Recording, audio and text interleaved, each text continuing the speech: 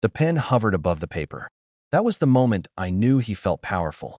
Across the polished wooden table of the courthouse waiting room, my husband smiled. Not the smile I married, but the one he wore when he thought he had won. The kind that doesn't reach the eyes. The kind that mocks without saying a word. "Go on," he said softly, tapping the document. "Sign it. Let's get this over with." The divorce papers lay between us like a final verdict. I looked down at my name already typed neatly at the bottom, waiting for my signature to make it official. What he didn't know, what no one in that room knew, was that in less than an hour, those same papers would become meaningless, because the judge hadn't read my father's will yet. And when he did, the room would fall so silent you could hear breath being held. People think divorce is always loud, screaming, crying, broken plates. But sometimes it's quiet. Sometimes it's a man calmly mocking the woman he believes he has broken. Sometimes it's a woman sitting still, holding a secret she didn't even know she carried. Who was my father, really? Why had he insisted I marry without asking for anything in return? And why had he told me, on his deathbed, just wait? The truth always arrives on time.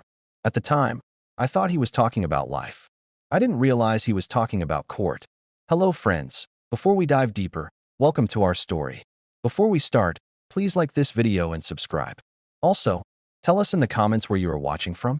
Florida, United Kingdom, maybe South Africa, or Jamaica. We want to know. Before everything collapsed, my life looked ordinary. I was married for 17 years to a man named Thomas Hale. He was respected, confident, a successful real estate developer in Ohio. The kind of man people listened to at dinner parties. I was the quiet one. I worked part-time at a local library. I cooked. I remembered birthdays. I kept the peace. Thomas liked to say I was simple. I used to think he meant it kindly. My father, Samuel Whitmore, never liked him. Not openly, never rudely. But my father watched more than he spoke. A retired civil engineer. Calm, precise. The kind of man who believed character was revealed over time, not in speeches. When my mother passed years earlier, it became just the two of us. And when I married Thomas, my father gave us a modest wedding gift and nothing more. No house, no trust fund, no help. Thomas noticed. He joked about it at first. Then he judged it. Eventually, he resented it. "Your father doesn't trust me," he once said. My father never responded. He just smiled and poured another cup of coffee. I remember the way my father used to sit in his leather chair by the window, reading the newspaper with his reading glasses perched on the edge of his nose. He'd fold each page carefully, methodically, the same way he approached everything in life. When Thomas would visit, my father would offer him coffee, ask polite questions about work, and listen with that quiet intensity that made some people uncomfortable. Thomas was one of those people. "Why does he stare like that?" Thomas asked me once after we left my father's house. "He's not staring," I said. "He's listening. It feels like he's judging." Maybe he was. My father had a way of seeing through people, past the words they said to the intentions they carried. He never told me not to marry Thomas. He never gave me warnings or ultimatums. He just said, on the morning of my wedding, "I hope you'll be happy. And if you're not, remember you always have a home with me." At the time, I thought it was just fatherly sentiment. Looking back, I think he knew something I didn't. The early years of my marriage were good, or at least I told myself they were. Thomas worked long hours building his business. I supported him, attended his company events, smiled at his colleagues' wives, played the role I thought I was supposed to play. We bought a house in a nice neighborhood. We talked about having children someday. We went to dinner on Fridays. From the outside, we looked like we had it all figured out. But my father rarely came to visit. When I'd go see him, just the two of us, he'd ask me questions that felt heavier than they sounded. "Are you happy?" he'd ask. "Yes," I'd say. "Are you sure?" I'd pause. "Why do you ask?" "Just checking." He'd smile then, but it never quite reached his eyes. The same smile I'd see years later on Thomas's face, but for different reasons. My father's smile held concern. Thomas's held contempt. When my father died suddenly from a heart condition, Thomas didn't cry. He asked one question on the drive back from the hospital. "So, did he leave you anything?" I was still numb, still processing the fact that the man who raised me, who taught me to ride a bike and balance a checkbook and believe in myself, was gone. And my husband wanted to know about money. "I don't know," I said quietly. "We'll find out at the reading of the will, I guess." Thomas nodded, his hands tight on the steering wheel. Probably not much. He lived pretty modestly. The funeral was small. My father didn't have many relatives left, and he'd been a private man. A few former colleagues came. Some neighbors. The librarian from the branch where I worked sent flowers. Thomas stood beside me at the service, his hand on my back, but it felt perfunctory. Like he was checking a box. Supportive husband at funeral. Check. When the will was read 2 weeks later, it was simple. A small checking account. His house. Some personal belongings. Everything left to me. Thomas seemed relieved there wasn't more. At least we can sell the house, he said on the way home. Get something out of it. I didn't respond. I was thinking about my father's last words to me in the hospital, hours before he passed. The change didn't happen overnight. It crept in. Thomas started coming home later, speaking sharper, laughing at his phone while ignoring me. Then one evening, without looking up from his laptop, he said, "I think we've grown apart." 3 weeks later, I was served divorce papers. No counseling, no discussion, no explanation beyond, "I deserve more." During mediation, Thomas leaned back in his chair like this was all an inconvenience. "You don't work full-time," he said casually. "You didn't bring assets into the marriage. This should be straightforward." He offered me the minimum. When I hesitated, he smirked. "Let's be realistic. You're walking away with exactly what you came in with. Nothing." I sat there, staring at the papers in front of me, and I felt something shift inside my chest. Not heartbreak. That had happened weeks ago when I realized the man I married no longer existed, if he ever had. This was something else. A kind of cold clarity. I hired a lawyer. Not an expensive one. I couldn't afford that, but someone competent. Someone who listened when I explained my situation. "He's offering you almost nothing," she said, flipping through Thomas's proposal. "The house is in both names. You're entitled to half the equity at minimum. And given the length of the marriage, you could argue for spousal support." "He says I didn't contribute financially," I said. "You maintained the home. You supported his career. That's contribution." She looked at me over her glasses. "Unless you want to just sign what he's offering?" I thought about my father. About the way he used to tell me that patience wasn't weakness. That sometimes the best strategy was to wait and watch. "No," I said. "I don't want to just sign." But Thomas was relentless. He called me directly, against his lawyer's advice. "You're making this harder than it needs to be," he said. His voice had that edge to it, the one that used to make me apologize even when I hadn't done anything wrong. "I'm asking for what's fair," I said. "Fair?" He laughed. "You didn't work. You didn't invest. You coasted for 17 years on my income. Fair would be you thanking me for what I'm offering." I hung up. My hands were shaking, but not from fear. From anger. From something I'd kept buried for too long. The court date arrived faster than I expected. My lawyer had filed the necessary paperwork. We'd requested a full disclosure of assets. "Standard procedure," she said. Thomas fought it. Said there was nothing to disclose beyond what he'd already provided. The judge ordered it anyway. And that's when something strange happened. The court received a filing from an estate attorney I'd never heard of. A notice that the estate of Samuel Whitmore had matters pending that were relevant to my case. My lawyer called me. "Did you know about this?" she asked. "Know about what?" "Your father had an estate attorney. Apparently, there's a will provision that wasn't disclosed at the initial reading. It's tied to your marital status." I felt my heart skip. What does that mean? It means we need to wait for the court to review it before we finalize anything. Thomas found out the same day. He called me, furious. "What is this? Some kind of game?" "I don't know what you're talking about," I said honestly. "Your father's will? There's some clause." "I don't know, Thomas. I wasn't told. This is ridiculous. He's been dead for months. You're just trying to drag this out." But I wasn't. I genuinely had no idea what was in that document. The morning of the final court hearing, I woke up at 5 a.m. I couldn't sleep. I'd spent the night thinking about my father, about all the conversations we'd had, all the things he'd said that seemed insignificant at the time, but now felt weighted with meaning. The truth always arrives on time. What did he mean by that? I got dressed carefully. A simple navy dress. Pearl earrings my mother had left me. I looked at myself in the mirror and barely recognized the woman staring back. She looked tired, worn down, but there was something else there too. Something that hadn't been there before. Resolve. When I arrived at the courthouse, Thomas was already there. He was wearing his best suit, the one he wore to close big deals. He looked confident, comfortable. He saw me and smiled that smile. "Morning," he said pleasantly. as if we were meeting for coffee instead of ending our marriage. Morning, I replied. We sat in the waiting room, not speaking. His lawyer arrived. My lawyer arrived.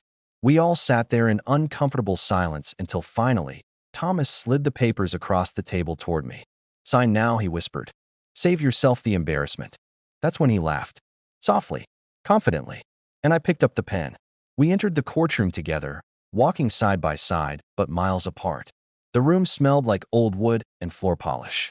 The kind of smell that exists in places where important decisions get made, where lives change direction in the span of a signature. The judge was an older woman with sharp eyes and silver hair pulled back in a tight bun. She wore her authority like a second skin, comfortable and absolute. She didn't waste time with pleasantries. Proceedings began routinely. Property division, statements, confirmation of documents. Thomas answered every question smoothly, his voice steady and assured. Yes, the house was jointly owned. Yes, he provided full financial disclosure. Yes, he believed the settlement was fair. His lawyer nodded along, clearly confident this would be quick and clean. My lawyer asked a few clarifying questions, but seemed to be playing defense more than offense.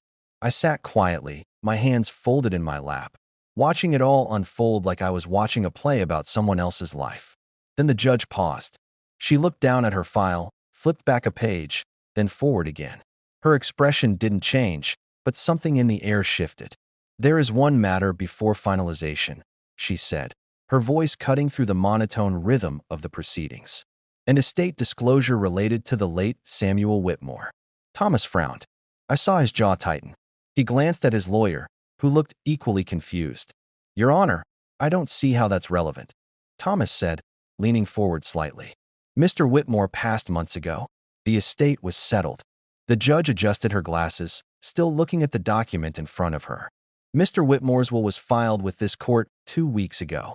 A secondary document. It names Mrs. Hale as beneficiary under specific conditions tied to this divorce proceeding. The room went very still. Thomas laughed. Actually laughed. It was short, sharp, almost incredulous. Your Honor, with all due respect, her father was a public employee, a civil engineer. There's nothing there. This is just a delay tactic. The judge didn't respond immediately. She simply looked at him over the top of her glasses, the way a teacher might look at a student who'd just interrupted class. Then she looked back down at the document. I'll read the relevant portion, she said. And my entire world shifted. I, Samuel Whitmore, being of sound mind and body, do hereby establish the following provisions. The judge's voice filled the courtroom, steady and clear. Every word felt like it was being etched into the air itself. I couldn't move. I could barely breathe. Having observed the marriage of my daughter, Margaret and Whitmore Hale, I have made arrangements to ensure her financial security and independence should she find herself in circumstances that require it. Thomas shifted in his seat. I could feel his eyes on me, but I didn't look at him. I kept my gaze fixed on the judge. For the duration of her marriage to Thomas Andrew Hale, all assets accumulated through my investments, properties, and estate planning shall remain in trust, inaccessible to any spouse or marital claim. The judge paused, flipped a page. However, upon the legal dissolution of said marriage, whether by divorce or annulment, the full assets of the Samuel Whitmore Family Trust shall transfer immediately and irrevocably to my daughter, Margaret and Whitmore. Thomas stood up. His chair scraped against the floor. This is absurd. You can't. He can't have done that. That's… Mr. Hale, sit down, the judge said without looking up. Thomas sat. The judge continued. The trust has been managed by a private estate attorney and investment firm for the past 23 years. Assets include commercial real estate holdings in Ohio and Pennsylvania, patents on 3 civil engineering processes, stock portfolios, bonds, and a life insurance policy with accumulated value. My hands were shaking. The total current valuation of the estate stands at $14.6 million. The words hung in the air like a thunderclap. Someone gasped. I think it was Thomas's lawyer. Thomas himself said nothing. He just stared at the judge, his face pale, his mouth slightly open. The judge closed the file and looked directly at him. Final notation from Mr. Whitmore. It is my express wish that no spouse of my daughter, particularly Thomas Andrew Hale, retain any marital claim, community property right, or financial interest in these assets. They are hers alone, earned through her father's labor and protected by his foresight. Then the judge looked at me. Mrs. Hale, were you aware of this trust? I shook my head. My voice came out barely above a whisper. No, Your Honor. Then I'm pleased to inform you. The trust documentation has been verified. It's legally sound. And as of this moment, with this divorce finalized, you are the sole beneficiary. She picked up her gavel. Divorce granted. Assets distributed according to the prenuptial stipulations as filed. There was no prenup. Thomas shouted, standing again. The judge's eyes went cold. I am referring to the trust stipulations established by Samuel Whitmore, which supersede marital property claims due to their premarital establishment and specific conditional language. Sit down, Mr. Hale, or I will hold you in contempt. Thomas sat, but his hands were gripping the edge of the table so hard his knuckles had gone white. The judge brought the gavel down. The sound echoed through the courtroom like a period at the end of a sentence. This case is concluded. And just like that, it was over. 17 years of marriage. Months of humiliation and bargaining and feeling small. All of it finished. I stood on shaking legs. My lawyer touched my arm gently. Are you okay? She whispered. I nodded, though I wasn't sure if I was. I felt numb. Unreal. Like I'd stepped into someone else's life. Thomas was on his feet, arguing with his lawyer in harsh whispers. I didn't wait to hear it. I walked out of that courtroom with my head up, my father's words echoing in my mind. The truth always arrives on time. He'd known. All those years, he'd known exactly who Thomas was. And he'd protected me in the only way he could. Not by forbidding me from making my own choices, not by controlling my life, but by ensuring that when I was ready to walk away, I could do so with dignity, with security, with freedom. Outside the courthouse, the air was cool and clean. The sky was overcast, but it didn't feel heavy. It felt open, like anything was possible. Thomas came out a few minutes later. He saw me standing by my car and walked over, his stride quick and tense. We need to talk, he said. No, I said. We don't. You can't just. I didn't do anything, Thomas. My father did. He stared at me, searching my face for something. Maybe regret. Maybe guilt. He didn't find it. You knew, he said finally. You had to have known. I didn't, I said honestly. But I'm glad he did. He opened his mouth, closed it, then shook his head. This isn't over. Yes, I said quietly. It is. And I got in my car and drove away. I didn't look back. Not once. That night, I sat in my father's house, my house now, and I cried. Not from sadness. Not from relief. From gratitude. For a man who loved me enough to let me make my own mistakes, but who made sure I'd be okay when I finally learned from them. I thought about all the years Thomas had made me feel worthless. All the times he'd implied I was lucky to have him, that I brought nothing to the marriage, that I was ordinary and forgettable. And I realized something. He was wrong. I wasn't ordinary. I was my father's daughter. And that meant I was stronger than I'd ever given myself credit for. Life has a way of revealing people. Sometimes too late. Sometimes exactly on time. My father taught me that patience isn't passivity. That love sometimes looks like silence. That protection doesn't always announce itself. What would you have done in my place? Would you have seen the signs? Would you have trusted the process? Comment below. Tell me your thoughts. And if this story moved you, if it made you think about the people in your life who protect you in ways you might not even realize, hit that subscribe button. Because there are more stories like this. More moments where the truth arrives exactly when it's supposed to. And I'll be here to share them with you. Thank you for watching. And remember, you're never as powerless as someone wants you to believe.